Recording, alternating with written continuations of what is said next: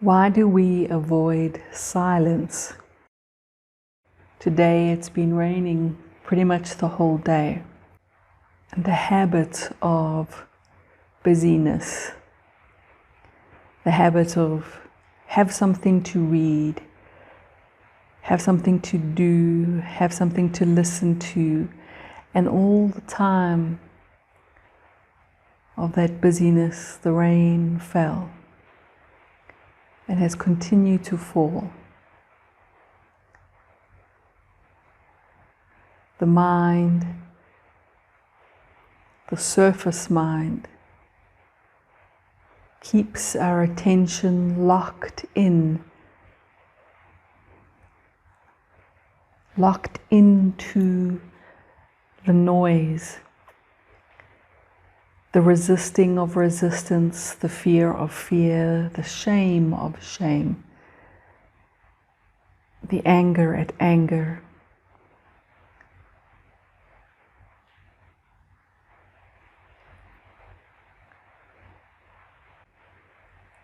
As if noise is afraid of silence, as if the raindrops are afraid of the lake.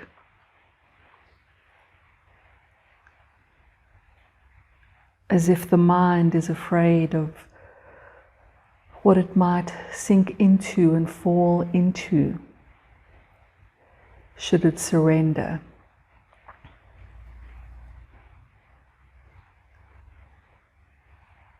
But the rain is not afraid of the lake. They recognize each other as, I know you. Water meets water. They look different. They look like they're in a different form. But they meet each other. When the mind meets silence, it recognizes itself.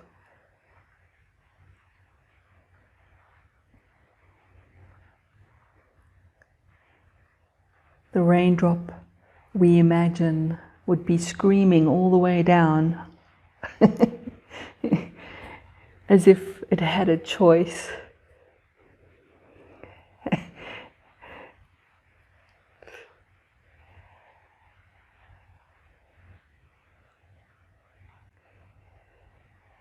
This that seems like a little separate self, this that seems like a little creature grabbing for scraps, and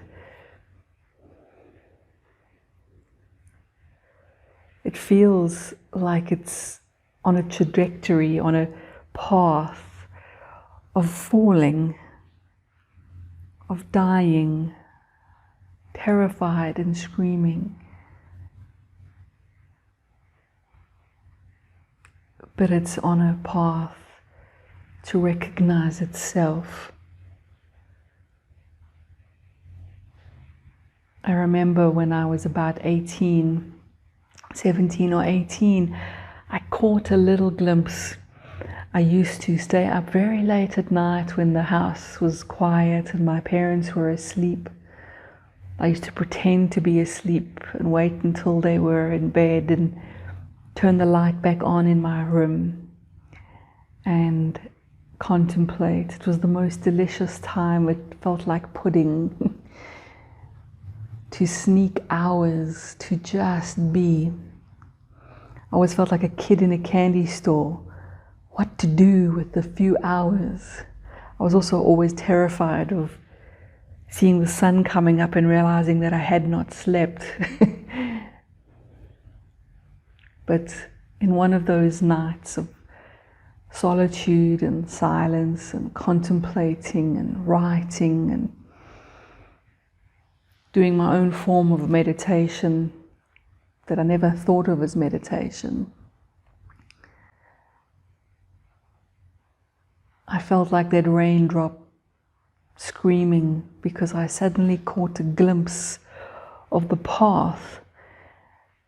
It seemed like I would be destroyed, that this Colleen-ness that I was finding so painful and filled with suffering and shyness, but I was still quite attached to her, even though she was an endless source of pain. I was still attached. I didn't know what else there was, and I caught a glimpse that there was something in this path. I think my young mind interpreted it as a kind of all that is oneness, a kind of dying process, and without really analyzing it or having any full understanding, there was just this absolute terror, this absolute panic that there would be an end to me. And funny enough, this wasn't a fear of physical death, because I had faced physical death as a young child. I'd had a death experience during surgery at the age of 4, and experienced what it was like to be free of a body, the complete 360-degree love and peace. And my young mind had called it home, and I'd become very homesick for that freedom and that love and that peace. So of course I was looking for it. And in the looking for it, as a teenager, seeking, now I caught this glimpse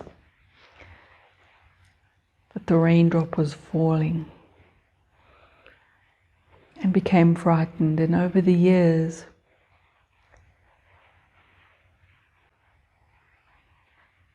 I tracked that fear and watched it getting less as I started to realize that it was water meeting water, that there wasn't an end to me. There was a surrendering into a greater reality that at the time I didn't recognize as self. It seemed foreign because my mind, like all of our minds, do their job really well and divide things up, separate this space from that space because of an illusion of a wall in between. And my little raindrop mind was terrified until it got perhaps closer, until it started to sense intuitively, oh, this is water recognizing water. This is the same.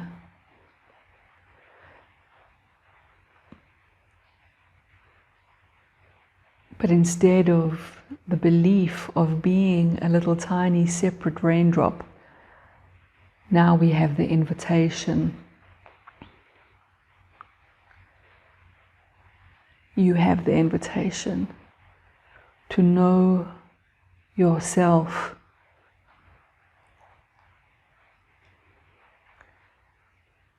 to love and appreciate with compassion the fear, to be a space of compassion for your own fear.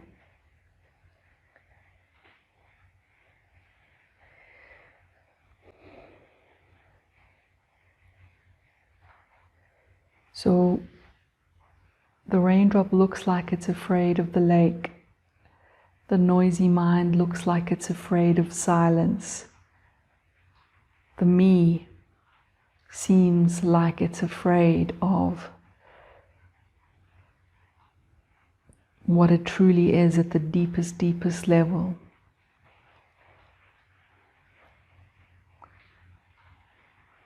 The fear is temporary, born of a misunderstanding, born of a little bit of confusion.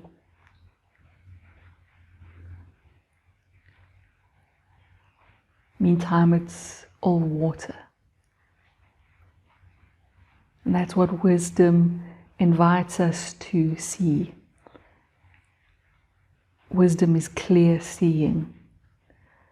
Wisdom is the moment the raindrop sees clearly that which I'm heading for is the same as that which I am. And actually, this is just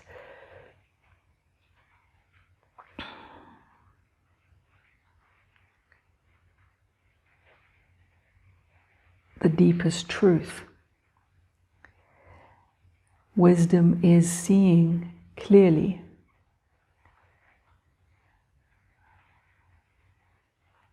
That there is no separateness between the raindrop and the lake. That the silence includes everything. That we truly are and never were not includes everything. And that you're calling home the raindrop parts of you that don't know that you are the lake, always calling home, that you are the self calling every part of you, every song in you, every seeming separateness in you. You're calling it home. You're calling your mind home, your heart home, your gut home.